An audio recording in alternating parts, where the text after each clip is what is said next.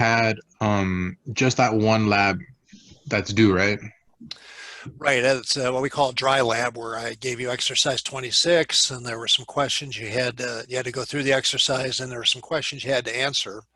Hmm. And I didn't go through yet to track who all has submitted, but I got a lot of responses. So I don't know if everyone submitted their assignment or not, but it seems like most people did.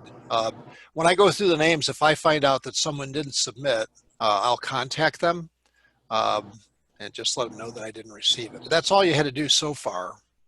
Okay. And once we get a little farther into the meeting here, when I'm sure I've got everyone logged in that's going to get logged in, I want to talk a little bit about the lab situation, because I think you've all received one or two messages from Dr. Hope Howe. And um, we decided to split things up a little bit. I'm trying to manage three classes, and two of the three classes have labs. And the other one is a seminar, which I have to schedule Zoom presentations. First one's tonight for the seminar. And Dr. Hopau she has a class A and P with a lab, and then she teaches the lab for us. But in terms of workload, she had a little more time available than I do. And so we arranged it that from this point forward, she's just kind of managing the lab experience for you guys. I mean, she and I are always in contact, make decisions together, but she's going to be like the point person for the rest of the semester when it comes to your lab. So whether you have Dr. Hopau as your instructor or me as your instructor, it makes no difference. She's going to be the point person for lab. So when you get stuff Yeah. from her, when you get messages from her and she says, do this, or, I'll meet with you at a certain time, you want to pay pretty close attention to those things, because um, the lab grade is a certain percentage of your course grade. And I know two or three of you have asked me, is there anything you can do to, uh, help out with your grade? And at this point, the biggest thing you can do is sign up for that virtual lab uh, exercise that's available, exercises that are available, and then faithfully do those lab exercises, because each of those lab exercises you're doing online will provide points Getting on? that will count for your grade. So, What's up? You joining the call? Yes, I'm coming. I was just making sure. all right, let's see who we all have here. Well, I think it'll probably be easier if I'm just going to say your name, and then just if you're on, obviously, say something. Say, hey, I'm here, because I only see like 4 or 5 pictures at a time, and it's harder for me to scroll through all the pictures. So let me just take a roll here really quickly. So let's see. I thought I saw JB. What up? I think JB's on somewhere. I thought I saw him. There. Yeah, there you are. You hear me, JB? Gotcha. Okay. All right, you're here. I think T and Z, you're both here? Yeah. All right, both of you, right? Mm-hmm. Emma? Here. Emma, you're here. Are you here, Emma? Yes. Okay. I didn't see Austin. Oh, no, there he is. Austin? He's here. He's just, I don't think he has his mic on. Yay. Yeah, get your mic on, Austin. Okay, John Hildebrand. John. Yeah, yeah. Hello, John. Looking at him. I'm here. Up there. Oh, there he is. All right. Yeah, you got to shout out, because I don't have all your pictures at the same time. Austin Hatcher just said, no, I'm here. I can hear you. What did he say? Tell him to turn on his mic. Austin, turn on your mic. He says he can hear us. Hatcher. Well, as long as he can hear us. Is he doing it by phone, I wonder? Or is he, he must be at a computer, huh? Mario, learn how to spell. Yeah, not I you. know. I know. All right. And let's see. Kelsey, you're on, right? I'm here, Professor Rentas. Yeah, I thought I saw you. And now you get to use your iPhone. Hey, that was a good joke. You'll be very comfortable with this lecture. You can. Yeah, Now you are using your iPhone, aren't you? you're correct. All right. Noah. Here, Okay. Good man. right here. Gotcha. Gina? Give me a book, Gina. please. Sure, I didn't see her. Nope. I'm not sure she's here yet. Conrad. I didn't see Conrad. She's connecting to the audio. Gina said she's on. It shows that she's on, but it says she's connecting to the audio. Okay. Oh, there it is. Yeah, it says she's connecting. Got it. Good catch. Thank you. I haven't seen Conrad yet. He might come on a little bit later. It's not. Kiera. I'll get a book. Oh, if Kiera's on.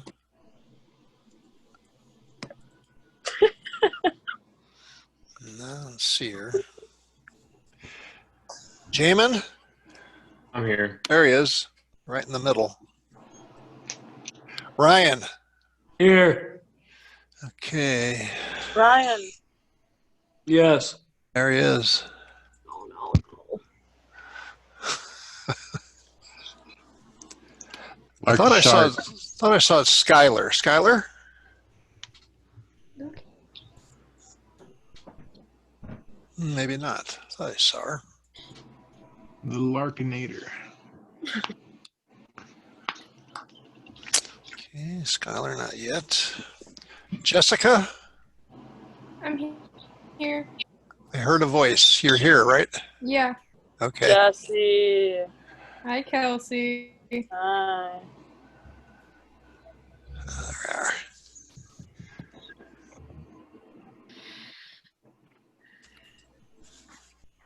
Mario, I know you're there. Amber, I Yep. know you're there. Kaylee, you're there. Daniel. Yeah, I'm here. All right. Look like you're pretty relaxed there, huh? Just kind of chilling out. Anna? Here. I saw you. Yeah, I thought I saw Mark. Yeah, there he is. Amber, stop, bro. And I don't see Jeremiah. Gina, can you hear me? Says she's connecting still, so I don't know if she can hear me. Mario. So there's no Jeremiah. Kelsey, you can't whisper on this app, dude. Rar.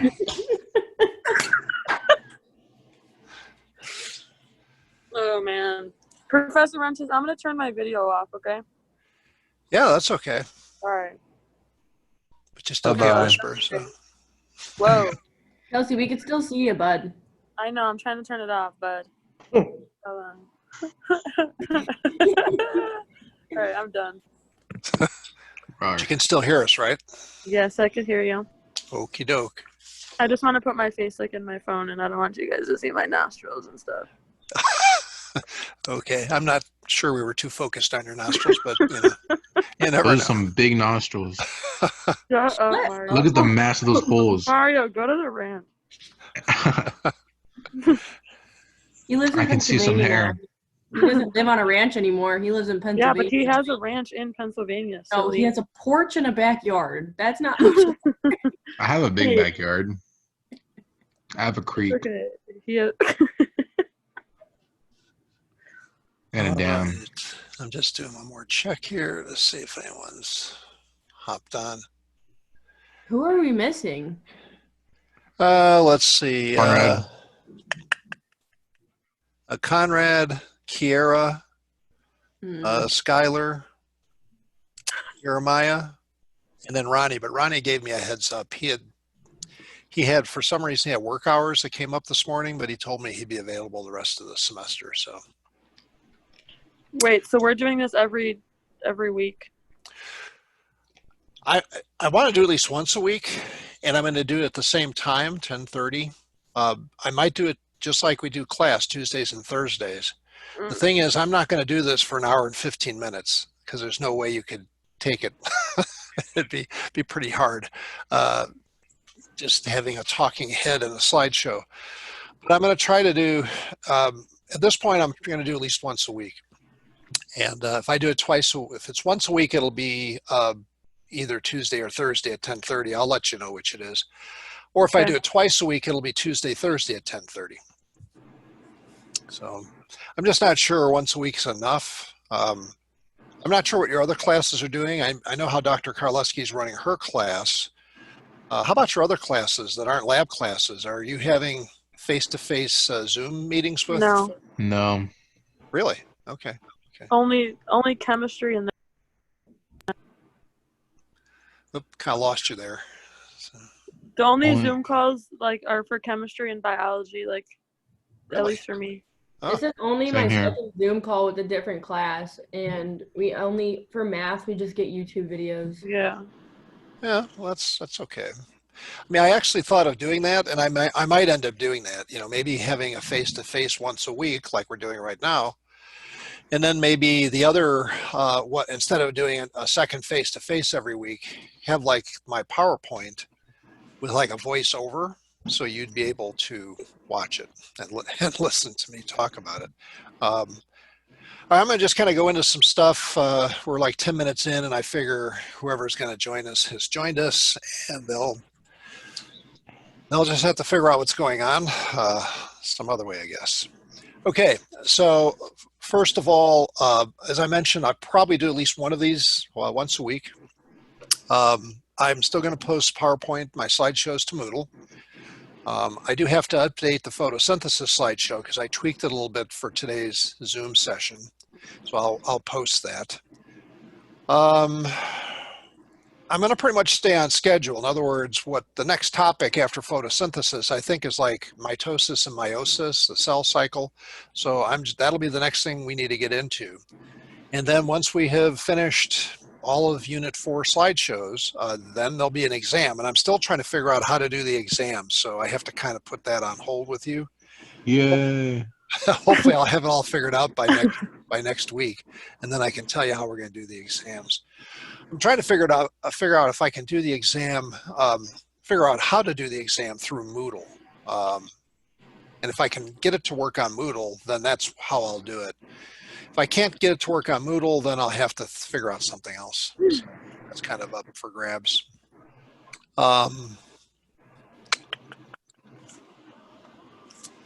As far as lab's concerned, as I mentioned earlier, even though Dr. Hopau and I each teach one lab section, because my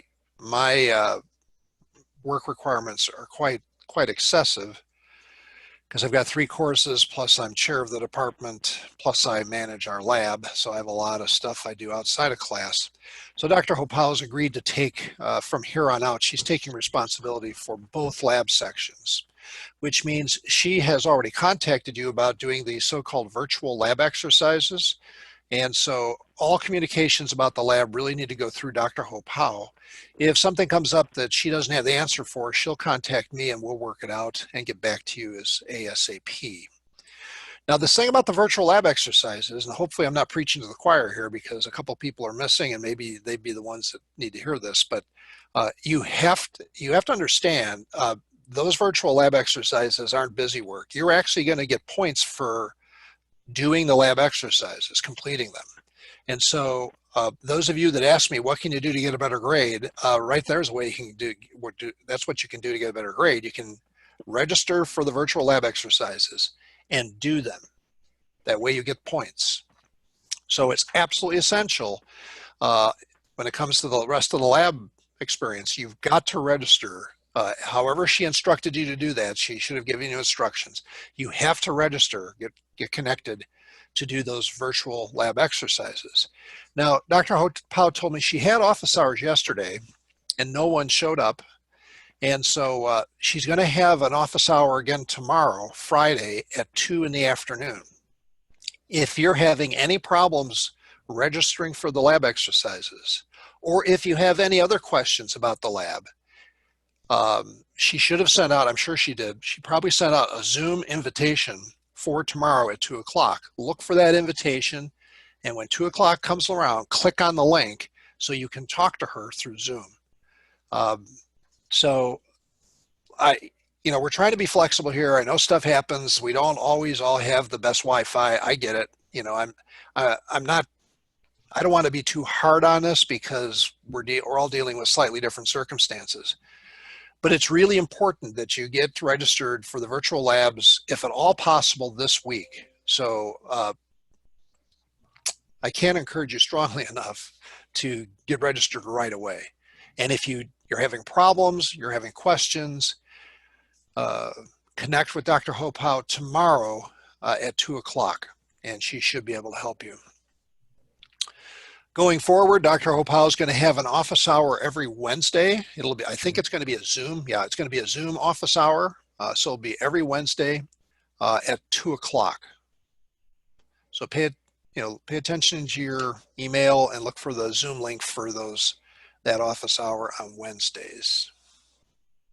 And that office hour is for what?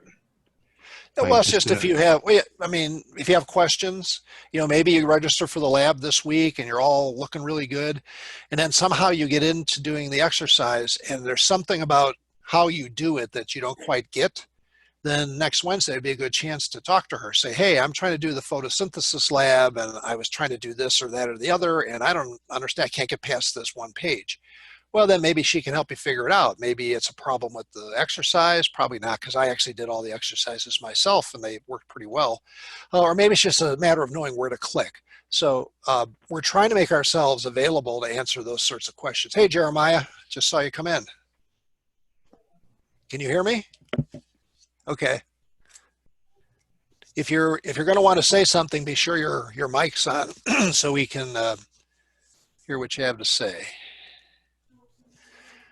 JB, are you still on? Did I lose you? I think his mic is off. Yeah, I got a baby crying in the back, so. Oh, there you are. Okay. So JB and Jeremiah, when we finish the class get together, I'd like everyone else will check out at the end, but then I'd like you and Jeremiah to hang on for a minute or two so we can talk about a couple things, okay? Did you, Jeremiah, did you hear that? Okay, good. Yeah, thumbs up, that works as well as having your mic on, I guess. So. All right.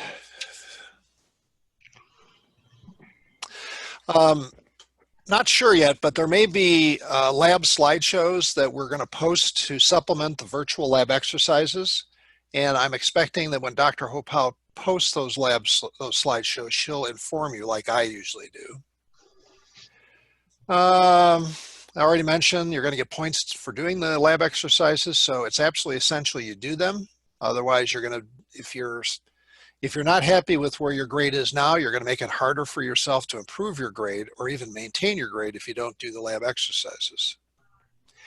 And at this point, I mean, everything is up for grabs. Things can change, but I'm still planning to give you a lab exam at the end of the semester. Originally, the lab exam was going to be a practical exam where I was going to put stuff out and you were going to look at it and you were going to answer questions about the models and the slides and all that. Well, obviously, we can't do that since we're not face-to-face. So the lab exam that I will give you will be an entirely written exam, and everything you need to answer the questions, will be included on the exam, just like a regular lecture exam works. So unless you hear otherwise, expect that there will be a written lab exam at the end of the semester. I'm still going to put out study guides like I have all semester. So before we do exam 4, which will be a couple of weeks, I will give you an exam 4 study guide. Before we do the lab exam, I'll give you a lab exam study guide. And so I'll try to remind you of that as we go through the course. Let's see. Well, those are all the things I wrote down. I don't think there was anything else. I don't know. Do you have any questions? Anyone? I think I'm good. Okay. Just trying to think here. So of course, the way these virtual lab exercises work is they automatically track your progress. So if you have actually done them and completed them, the host, the publishing company that provides the lab exercises for us, will automatically record which exercises you finished and how well you did. So just reminding you of that, you don't have to keep a separate record and then tell us whether you did the exercises or not. It would be a good idea to keep track, so that we can make sure that what you thought you did actually matches up with what's recorded. But I've worked with this company before and they never ever make mistakes in this area. If someone does the lab, it's recorded. If they haven't done the lab, it's recorded as not being done. So that'll all be taken care of automatically. Professor Rentas? Yeah. I don't know if you said this already, but is there going to be like a due date where like the virtual lab will be due, or like how is that going to work? So that's something Dr. Hopau should be able to tell you. The due dates are on, like, I signed into McGraw-Hill, and the due dates are all listed on every assignment. Like, it'll give you like a homework section, just like our math homework if you're in calculus. Come on, bro. What? Everybody hates due dates. No, but like what I'm trying to say is, like, since you said it tracks our progress, is there going to be something at the end where we're going to have to turn it in, or is it just going to see when we finish? It'll just automatically track that you're done. So if you do, let's say there's a photosynthesis lab that's, I don't know what the due date is, but say it's due, Friday, April 4th or whatever that date is. Let's say it's due April 3rd. Well, when you go online, if you actually complete the lab exercise online by the due date, then it will record it as having been completed. But if Dr. Hopau has assigned a due date and you finish it, you don't do it or finish it till after the due date, you will not get credit for the lab exercise. So you do have to pay attention. And based on what Ember was saying, it makes sense because I've used their system before. Typically for things like assignments, at least, I haven't used it for lab exercises, but for the assignments that I've done in the past in other classes, the assignment shows up in the student view, and there should be a due date associated with each assignment. I don't know what the due dates are because the only way Dr. Hopau helping me really helps me is if she takes care of all of that while I just sort of am made aware of what she's doing in general. So I'm truly operating as a manager here. I'm delegating this to her. So I don't want it to sound like I'm just, trying to not answer your questions, but in the case of the lab exercises, the specifics, she's going to know the answers. I'm probably not. But Amber's absolutely right. You probably should expect to see a due date for each of the lab exercises. And it's important that you will only get credit for completion of the exercise if you complete it by the due date. If the due date's April 3rd and you finish it on April 4th, you won't get credit for it. So it's up to you not only to register for the lab exercises, to be absolutely sure that you know what the deadline dates are for each exercise, and then do the exercises by the due date. Any other questions?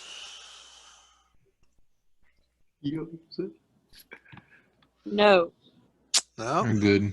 All right. Okie doke. Well, Jamin's having a good chuckle there for some reason. Not sure, but maybe has another screen open. I don't know. Okay, let's see if I can do this. All right, are you all seeing a slideshow here? Yes. All right.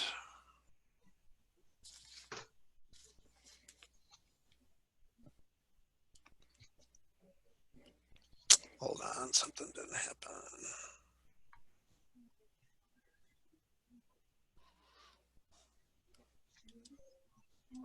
Okay. Still see the slideshow, right? Mm-hmm. Okay. All right, so I'm going to back up a little bit here. Let's see. All right, we've already covered this stuff, but let me kind of go over it, get a little running start. So I talked about photosynthetic pigments and how important they are. I showed you where the pigments are located. Almost all the pigments are located with these things we call photosystems. I need to see if I can get a, hold on here.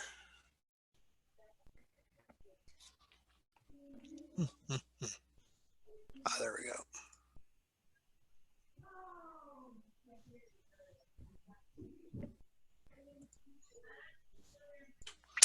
All right, I'm going to try to draw on the slideshows here. So let's see how this works.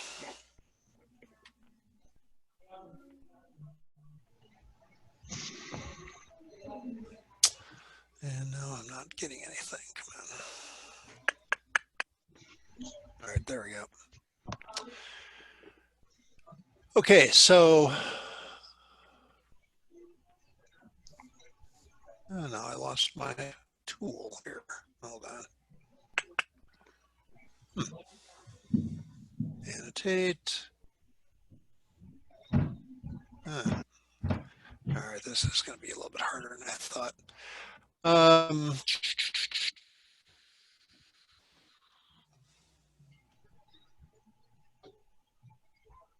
Trying to figure out how to draw here.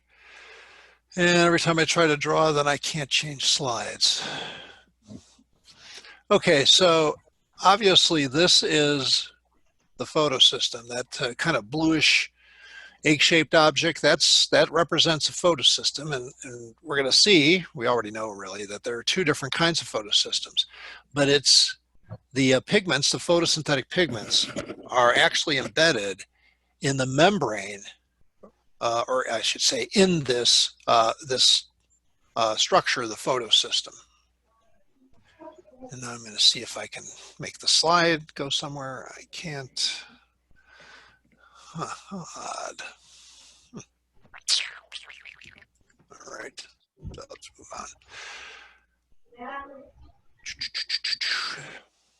on. So I've mentioned before that photosynthetic reactions are put into two groups based on whether they depend on light or don't. They're the light independent reactions, which we'll talk about at the very end of the slideshow. I won't say very much about those. But the reactions I will say a lot about are the reactions that do depend on light, and we call those light-dependent reactions. That's interesting. I circled over here, and it's still showing up. Do you see that circle here? Yeah. Okay. I'm going to back out of the slideshow here. Hold on. Is there an eraser button? Yeah, but I don't want to have to go back and do all the eraser. Well, that's weird. I thought it would just show up in the one place. Yeah, let me see if I can somehow get rid of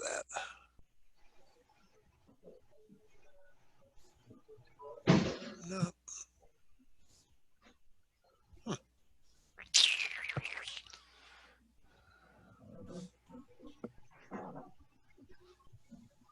Thought there was an erase.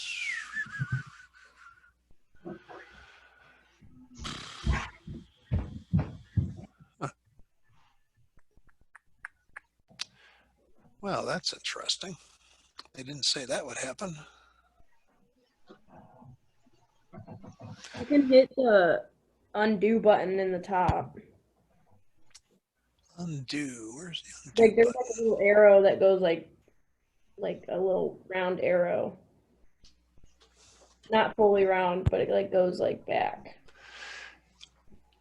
Yeah, that'll work for the slideshow, but I don't think it'll, because this isn't part of the slideshow. This is like written on top of it. So I don't think I can. Let me check here. Oh, there's erase. Okay. Yeah, you're right. I take that back. Thank you. You're welcome. All right.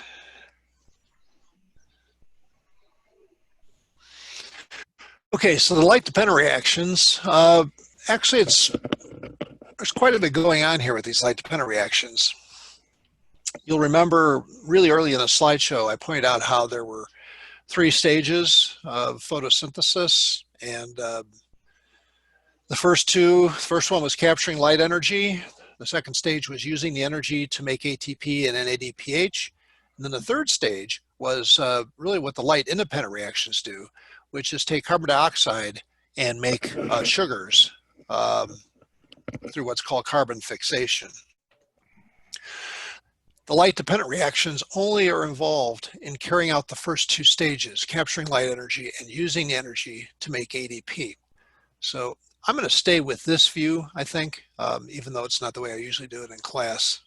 This is like a slideshow view, but I've already told you that, I mentioned that the photosynthetic pigments are associated with the photosystems, and the photosystems are attached to the thylakoids. So let's just take a quick look here. Reminding you, no, I won't do that. That's too far ahead. Sorry, I'm kind of fiddling here. Now the light-dependent reactions, are the ones that will actually use the photosynthetic pigments. And the light-dependent reactions have 5 different pieces to them. They have the photosystems, which capture the light energy. Then there's electron carriers that can move around. There's an electron transport system, just like we saw in respiration. There is an enzyme complex called NADP reductase, which is what's responsible for producing the NADPH. And then there's ATP synthase, which produces ATP. Can you see my arrow when I move it around? Barely, yes. It's this black thing here. You see that arrow? Yeah. Okay. So I'll kind of move my arrow then to sort of point to things. That this highlighting isn't working the way I thought it would. So we're going to have to refer to all 5 components as we go through the explanation in the next few slides. We're going to be talking about the photosystems, the mobile electron carriers, the electron transport system, this NADP reductase, and the ATP synthase. Capturing light energy, which is the first stage of photosynthesis, is primarily the job of the photosystems. And then using that energy to produce ATP and NADPH is what the rest of the components do. Electron transport system creates the proton gradient, which then allows chemiosmosis to happen. And chemiosmosis results in a production of ATP, and then kind of a side benefit, NADPH is being produced. Now you might say, what is this NADPH doing here? How come all of a sudden we have to talk about that? Turns out that the third stage, using carbon dioxide to make sugars, in other words, the light independent reactions, those reactions require NADPH. And so photosynthesis, if you take the light dependent reactions and the light independent reactions as a whole, they're kind of like self-sufficient. The light dependent reactions are capturing light energy and using the light energy to make the things that are going to be needed to do the light independent reactions, because the light independent reactions require ATP and NADPH. But those are the 2 things that the light dependent reactions are expected to make. So the light dependent reactions make ATP and NADPH, and then the chloroplast turns right around to use the ATP and NADPH to make ATP, or excuse me, to take carbon dioxide and make sugars. Now, as I mentioned before we left campus, there are 2 types of light-dependent reactions, cyclic photophosphorylation and non-cyclic photophosphorylation. Cyclic photophosphorylation uses only photosystem. Non-cyclic photophosphorylation uses photosystems 1 and 2. We're only going to talk about non-cyclic photophosphorylation in the slideshow. So you will not have to know any of the details of cyclic photophosphorylation. Now you've got to know it exists. You have to know whatever I tell you about it, you need to know. But we are not going to go into all the details, the biochemical details, because we just don't have the time. Okay, so here we're going to talk about the photosystems, a little more detail. I've already told you 2 types, photosystem 1, photosystem 2. They have some important similarities. Both photosystems have photosynthetic pigments. Both photosystems use those pigments, use the accessory pigments to capture light energy. And both of the photosystems have what's called a reaction center that is made up of special chlorophyll A molecules. And the energy that is captured by the accessory pigments is passed on to this reaction center, this special chlorophyll A. So I already mentioned this, that photosystems have a reaction center, and the reaction center is simply these two special chlorophyll A molecules. And this is a repeat of an earlier slide. Here's the chloroplast. Here you have your thylakoids stacked up like quarters in a stack of quarters.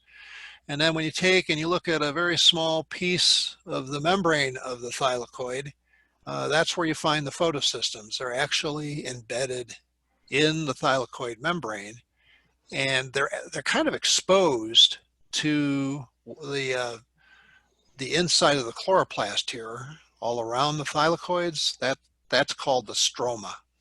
And so these are actually, even though they're attached to the thylakoid membrane, they're sort of exposed on the surface of the thylakoid membrane, and the surface of the thylakoid membrane is in contact with the stroma. Now, when we look at photosystems, if we look at their structure, we see that they have two key components. They have the reaction center, which is made up of special chlorophyll A, and then the rest of the photosystem is made up of pigments that make up what's called the antenna complex. So here's a magnified view. It's a cartoon that shows you a photosystem. All of the accessory pigments, and for the most part, these are chlorophyll B molecules because they're green. All of these green chlorophyll B molecules are what make up the antenna complex. And so it's these chlorophyll B molecules, and there are a lot of them in the photosystem here.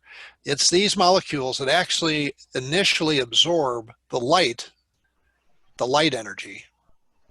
And then they pass that light energy, well, let me back up. When they absorb the light energy, the electrons in the chlorophyll molecule get excited. They pick up energy. And those high energy electrons get passed from molecule to molecule until eventually they get to the chlorophyll A molecules in the reaction center. So whatever energy was absorbed from the light here is transferred to these electrons right away, and then those high energy electrons eventually are passed on to the chlorophyll A molecules in the reaction center. And this is where the rubber meets the road, because it's at this point that the high energy electrons are going to leave the photosystem. They're going to get passed on to another molecule that is outside the photosystem.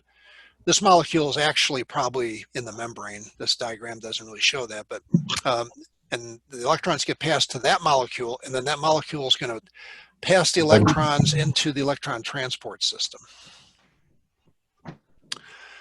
Okay, this kind of just says in words on the slide that I said verbally. This electron acceptor that's picking up the high energy electrons from the reaction center, it is mobile, and it is, again, they show it out here, but it's actually in the membrane as far as I know, and it's moving back and forth here, and it's going to carry those high energy electrons to the electron transport system that is in this membrane here. Well, there are two types of photosystems, photosystems 1 and 2. So obviously there must be some difference between the two, and there is. The big difference is the actual nature of the chlorophyll A molecules that are in the reaction center.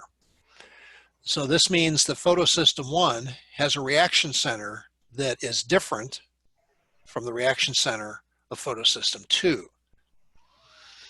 And the difference is the chlorophyll A molecules. The chlorophyll A molecules in the reaction center of photosystem 1 absorb light, a different wavelength of light than the chlorophyll A molecules that are in photosystem 2. So it turns out that the reaction center in photosystem 1 absorbs a wavelength of light that is 700 nanometers, and so we call the reaction center in photosystem 1, we call it P700. So PS just means photosystem here, right? Photosystem 1 has a reaction center called P700. Photosystem 2 has a reaction center that absorbs light that is at a wavelength of 680 nanometers, and so we call that reaction center P680. Now, before I get into how these work together, I mentioned this in class earlier. I remember saying this. They're numbered 1 and 2, but they're numbered 1 and 2 based on when they were discovered. We discovered photosystem 1 first, and then sometime later, some other folks realized, oh, there are actually 2 photosystems, and so then they realized there was another photosystem, and they had to give them a number, so they numbered them in the order that they were discovered. The first the first photosystem was labeled PS1. The second one that was discovered was labeled PS2. So photosystem 1 has a P700 reaction center. The chlorophyll A molecules absorb 700 nanometer light the best. Those high energy electrons will be transferred from the P700 reaction center to an electron carrier, a mobile electron carrier. And the electrons that are released by photosystem 1 will go to an electron carrier called ferredoxin. Usually we just abbreviate it as uppercase F, lowercase d. So here, this is what I did is I kind of altered the slide slightly here. You're going to see what looks to be sort of the same picture, but I sort of photoshopped it and did some things to it. So here's a photosystem. This picture is almost identical to the one I showed you earlier. We see that light energy is being absorbed by chlorophyll A molecules. Much of the energy absorbed is absorbed by chlorophyll B and gets passed on eventually to the chlorophyll A at the reaction center. But this is photosystem 1, and since it's photosystem 1, this reaction center has chlorophyll A molecules that absorb wavelengths of 700 nanometers the best. And so this is a P700 reaction center. When high energy electrons are found in this P700 reaction center, those electrons are going to be passed on to the electron acceptor that we call ferredoxin. Now, remember, we started talking about this in Unit 3. Oxidation reduction reactions are a big part of all this energy business. And these are all oxidation reduction reactions. The high energy electrons in P700 are going to be passed on to ferredoxin here.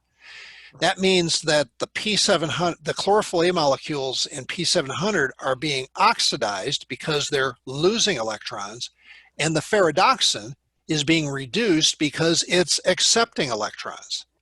So at every point that electrons go from one place to another, wherever they're leaving, that thing is being oxidized. Whatever is accepting the electrons is being reduced. So that's what's going on here. When these electrons move from the P700 reaction center to ferredoxin, it's ferredoxin because it's photosystem 1, this means that the chlorophyll A molecules here in the P700 reaction center are being oxidized because they are losing electrons, and simultaneously the ferredoxin is being reduced because it's gaining electrons. And then this ferredoxin is going to go somewhere else, and it's going to give up electrons to something else down the line. And we'll see that a little bit later. Photosystem 2, very similar to photosystem 1, except for the reaction center. In photosystem 2, the reaction center has special chlorophyll A molecules that absorb light at 680 nanometers. And so we call this the P680 reaction center. Turns out that when the P680 reaction center gets oxidized and loses electrons, its electrons are passed on to an electron carrier called plastoquinone. And I'm calling it Q here. Very similar diagram. I just relabeled it, showing this as the P680 reaction center, and that the electron acceptor in photosystem 2, the mobile electronic carrier here, is plastoquinone, or Q. Okay, so I probably got pretty close to that far before we left campus, but it's been a couple weeks, so I wanted to kind of backtrack and cover the ground again. So any questions about sort of how photosystems are constructed, how they work? No. Okay. All right. So let's talk about photophosphorylation, because that's really what this is all about. The whole reason there's photosynthesis, well, there are two reasons. Well, the main reason photosynthesis has to occur is to somehow capture energy, light energy, and use it to make sugars. That's the end game here, is making sugars. But when the plant makes sugars, it is creating chemicals called sugars that have energy in their covalent bonds. And so making sugars, there's no free lunch here. In order to make sugars that have covalent bonds with energy in them, the process of photosynthesis has to find the energy to make the glucose or make the sugars. And in photosynthesis, that energy is coming from outside the organism, and photosynthesis captures that light energy, and then through this rather complicated series of biochemical reactions, eventually produces sugars. But now to get there, to get from the light, from the sunlight to the sugars, that light energy, first of all, has to be used to make ATP, because the light independent reactions can't use light energy to make sugars. They need a source of chemical energy to make sugars. And so the light dependent reactions are capturing light energy and converting it into chemical energy that gets stored in ATP. And then the light independent reactions grab onto that ATP, which has chemical energy, and uses the chemical energy from the ATP to make these energetic covalent bonds in the glucose. And so that's how the energy that is in the glucose ends up coming from the sun, because the light dependent reactions capture the energy from the sun, or light of some sort, could be a fluorescent bulb even, but captures light energy and then uses the light energy to make ATP. And now the chemical energy that's in the ATP is used to make the sugars by the light independent reactions. Okay. So how does this happen? So producing ATP is critical. Otherwise, the light independent reactions won't work because they need ATP. So how does photosynthesis do this? Well, it produces ATP through something called photophosphorylation. There's cyclic photophosphorylation and there's non-cyclic photophosphorylation. We're only going to look at non-cyclic photophosphorylation. But either way, whether it's cyclic or non-cyclic, photophosphorylation uses or captures light energy and then uses that energy to create a proton gradient. This should sound very familiar. This is like what happens with respiration, forms a proton gradient, and then the energy in the gradient is used by ATP synthase to make ATP. And whenever you have ATP synthase using a proton gradient's energy to make ATP, you have chemiosmotic phosphorylation or chemiosmosis occurring. But since this chemiosmotic phosphorylation is using light energy at the very beginning of the process, it's considered to be photophosphorylation. You'll remember that when we talked about respiration, the source of the high energy electrons was from a chemical like glucose. And when the source of the energy is a chemical like glucose, and you have respiration, which is what we talked about in Unit 3, that kind of chemiosmotic phosphorylation is considered to be part of the process called oxidative phosphorylation. This is photophosphorylation, where energy from the sun goes through an electron transport system, produces a proton gradient, and eventually produces ATP. Okay, so again, whether we're talking non-cyclic or cyclic photophosphorylation, they both use an electron transport system. They're two different electron transport systems, really. And they use energy from high energy electrons to pump protons into an enclosed area, creating a proton gradient, and then the photophosphorylation process uses the energy from that proton gradient to eventually synthesize ATP. As I've mentioned at least twice today, we're only going to consider non-cyclic photophosphorylation. So just a reminder of what the chloroplast looks like. You've got two membranes on the outside. You have, it's not labeled here, but it's filled with, oh yeah, it is labeled. It's filled with this jelly-like substance called the stroma. I don't like where that arrow is pointing to. Actually, it should be pointing to outside here. And then you've got these little disc-shaped objects called thylakoids. Now what they did here, that what I like, is they cut these, they're showing us a cross-section of the thylakoids.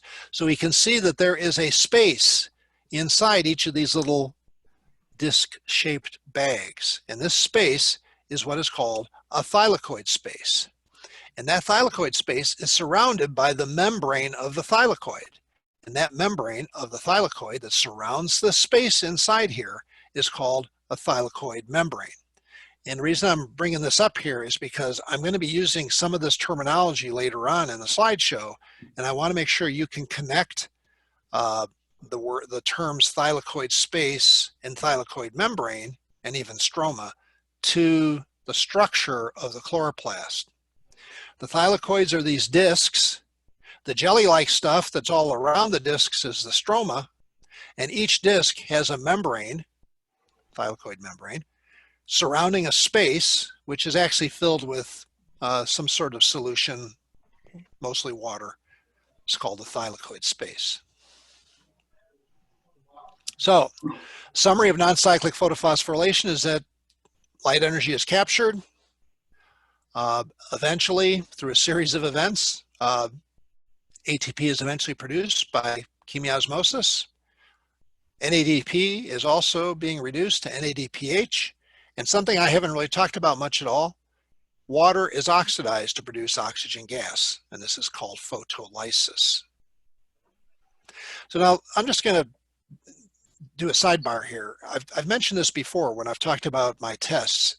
This should be like a flashing neon sign. When you see me give you a list like this, you should be thinking, oh my goodness, this looks like just the sort of thing Professor Rentas would ask me questions about. I mean, I can come up with, just from this list, I probably could come up with 3 different questions that would all be fair. The same thing is true. I'm going to go back a little bit. Like I said, this is a sidebar.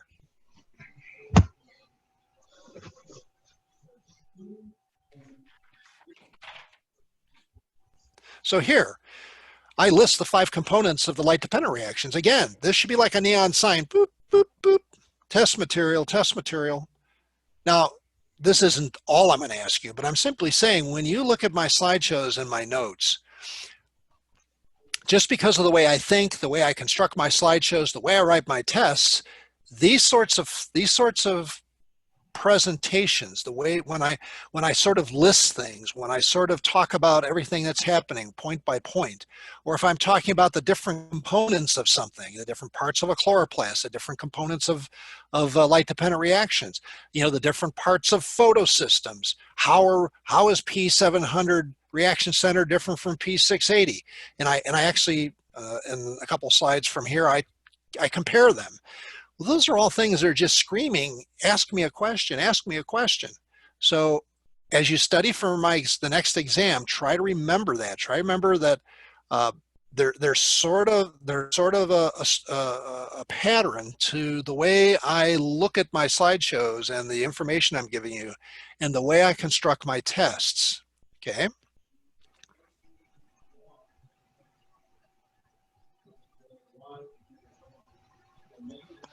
Okay, so let me, I'm just going to go through the next few slides and then we'll wrap it up because I'm sure you guys are as excited as you were to see me at 10:30. You're probably not so excited anymore. So we'll move on, but let's just finish up here. So, get my glasses on. This is kind of tiny here.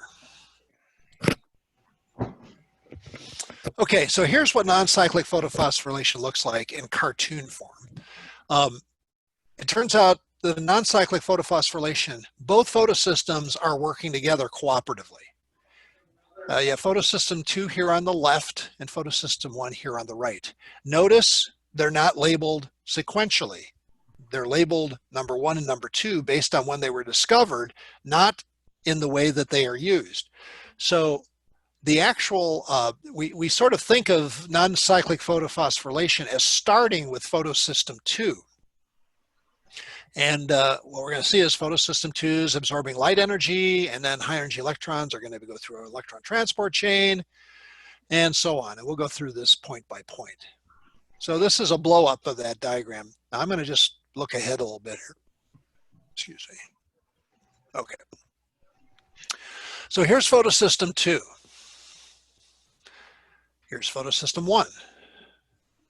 Now you'll notice the reaction centers and the pigment molecules in both photosystems are absorbing light simultaneously. Now what's going to happen here is that when photosystem 2 absorbs light energy and the get excited, the electrons are going to leave the photosystem 2 reaction center, and they're going to be passed on to, this just shows, this is just they show the reaction center up here because if you go up vertically on this diagram, wherever you are in the diagram has more energy than what's lower on the diagram. So before this reaction center gets the excited electrons, it has less energy. So therefore it's low on this vertical line. But when this gets excited by absorbing light energy, for example, and the electrons become excited, then the energy level of the reaction center is higher. And so then they show the reaction center up here, higher up.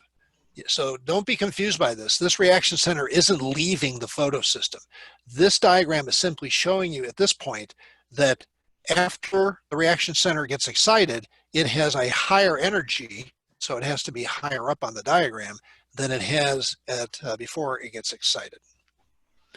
But anyway, photosystem 2 absorbs light. The reaction center gets excited, and then it's going to pass its electrons to plastoquinone. At the same time, the reaction center in photosystem 1 is getting excited, bang, and then it passes its electrons to an electron carrier called ferredoxin. Now this is going to sound like a weird way of expressing it, but in a sense, what has happened when the reaction center in photosystem 2 lost the electrons up here, it created what you could call an electron hole that has to eventually be filled. The same thing is true for photosystem 1. When it gets excited and loses electrons, it has created an electron hole. It's missing some electrons. And that hole wants to be filled. Now that's important, and you'll see why in just a minute. Because what's going to happen here is that after reaction center photosystem 1 loses its electrons and forms this electron hole, that electron hole is going to get filled by electrons that eventually came from photosystem 2 reaction center. So here this reaction center gets excited, electrons are gone, they go to plastoquinone. Plastoquinone transfers electrons to the B6F complex, which transfers in the plastocyanin. Now, plastocyanin wants to get rid of its electrons. It has to have somewhere to pass them on to. And if there were no electron hole in the reaction center here, this reaction center wouldn't take those electrons from plastocyanin. But because the reaction center just lost 2 electrons, it now has a place to accept the electrons from the plastocyanin. So then the reaction center here, the photosystem 1 reaction center, will oxidize the plastocyanin, which means the reaction center here gets reduced and the electron hole is now filled. And so at the end of the day, Photosystem 2 is, when it's absorbing light energy, is providing a steady stream of electrons through the electron transport chain that is constantly filling the electron holes that are being produced in photosystem 1 when it absorbs light energy. And so that's kind of the overview here. Now the electrons from photosystem 2 are the ones that are going to help create the proton gradient that's going to result in the formation of ATP. The electrons that are released from photosystem 1 don't do anything to increase the proton gradient. What they're going to do is they're going to help reduce NADP to NADPH. So now where does photolysis occur? Well, photolysis is simply where a water molecule is split, is broken up into protons, which will help form the proton gradient, and oxygen gas. And this reaction, photolysis, see if I can find it here, is actually happening inside this thylakoid space.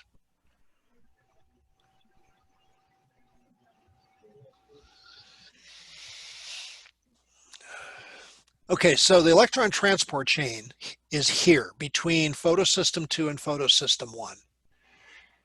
The three parts that you need to worry about for the electron transport system in photophosphorylation is this mobile carrier called plastoquinone, which picks up the high energy electrons from the PS2 reaction center.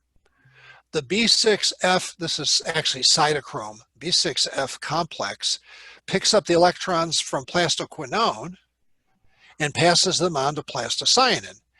When the electrons are picked up by B6F and then passed on by B6F, those two oxidation reduction reactions pump protons into, you guessed it, the thylakoid space.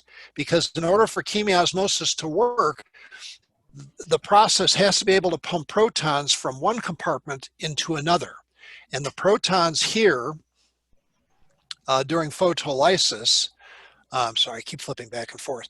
These protons here in photolysis are accumulating in the thylakoid space. That's where the proton gradient, that's where the higher concentration of protons is being formed. Now, once the plastocyanin picks up the electrons from B6F, it then passes them on to PS1's reaction center to fill the electron hole. The electrons that were released by the PS1 reaction center are going through this system here using an enzyme called NADP reductase to produce NADPH. Now, this is a sort of thing, me talking you through it, unless you already looked at this pretty carefully before we did our Zoom session, this is just kind of like, you know, I get it. You're kind of like, I'm not sure I'm quite following this. And I'm not expecting that simply by me going over it verbally or orally that all of a sudden you're going to get it. I'm just trying to make you think about it and come up with questions that you probably won't ask me. But if you study the diagrams and my slides, hopefully any you'll get the answers to in terms of how the process works. Now, when we talk about non-cyclic photophosphorylation, we've got all these things that are involved. We've got the two photosystems, 1 and 2. We've got this cytochrome B6F complex. We've got these two enzyme complexes, ATP synthase and NADP reductase. And then we've got 3 different mobile electron carriers. I'm just peeking ahead here. This is just kind of saying what I've already told you, so you can read that on your own. But again, here we see photosystems 1 and 2. We see plastoquinone, plastocyanin, B6F1. We see ferredoxin. We see the NADP reductase. What's the one thing we don't see on this diagram? Unfortunately, I probably should Photoshop this so it's there. The diagrams don't show ATP synthase. ATP synthase is actually involved somewhere along here after the electron transport chain, because ATP synthase is using the energy of the proton gradient to make ATP, just like it did with respiration. In other words, ATP synthase carries out chemiosmosis or chemiosmotic phosphorylation.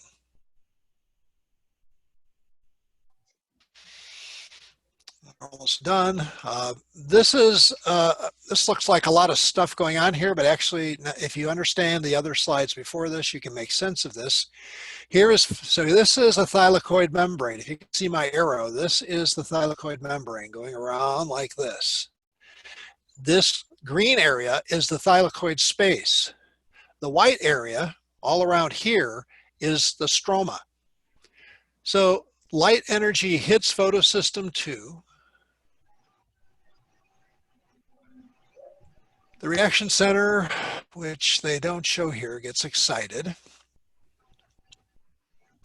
This results in splitting water inside the thylakoid space to produce oxygen gas and protons. The protons contribute to the proton gradient. The energized electrons in photosystem, the reaction center of photosystem 2, get passed to plastoquinone, which then carries the electrons from photosystem 2 to the B6F1 complex.